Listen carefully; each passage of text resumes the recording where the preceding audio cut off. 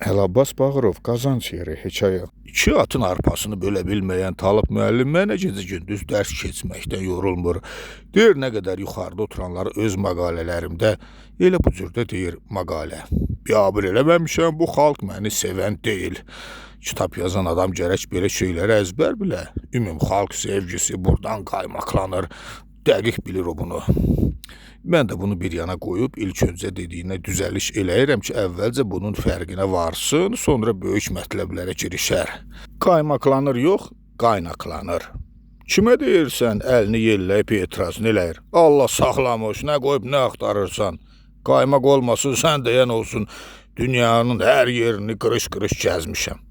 Hələ bir adam irab tutmayıb mənə səndən başqa.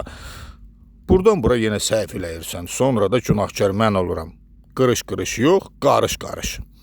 İş ondadır ki, Talib müəllimin nitqində bu qisim kəlmələr bir deyil, beş deyil. Sovetin vaxtında həmişə rəhbər vəzifələrdə çalışıb deyənə söhbət və xatirələri tribuna ifadələri ilə doludur.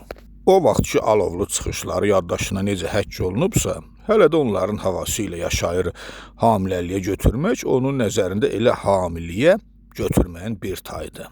Elə o cürdə deyir və sözünə qımışan olduğunu görürsə, dediyini dibarə təkrarlayır ki, elə bilməsinlər səhv elədiyini düzəltmək fikri var. Xeyr, hər ehtimala qarşı ifadəsini bu kürrəyi ərzdə ondan savayı bir Allah bəndəsi belə işlətməz ki, o işlədir hər ehtimada qarşı. Birinin humanist, rəhimli və əl tutan olduğunu diqqətə çatdırmağı isə daim belə olur. Çox humanitar adamdır, deyir və qayıdıb heyrətdən başını da bulayır.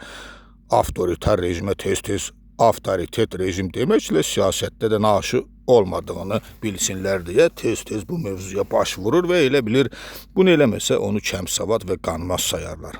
Amma çi fayda, heç olmur ki, səhvə yol verməsin. Məsələn, deyir, bu afət də bir iş görmədi, o da ermənilərə işləyir. Soruşuram, hansı afətidir, o qədər afət var ki, nə görüb axı bu afətlərdə əl çəkə bilmir.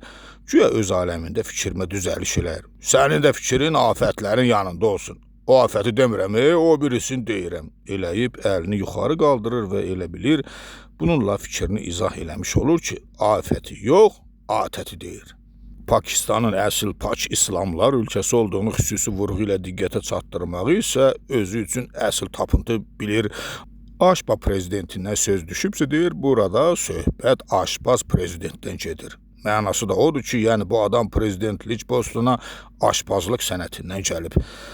Nə çoxdur xaricdə belə şeylər, götür Zimbabveni, Uqandanı. Həqiqətin o deyən kimi olmadığını tam əminəm, adı çəkilən ölkələrin hansı qitədə yerləşdiyindən bir xəbər olduğunu da 100% bilirəm və özümə söz versəm də ki, gərək bu qüsurlara bir dəfəlik göz yumam.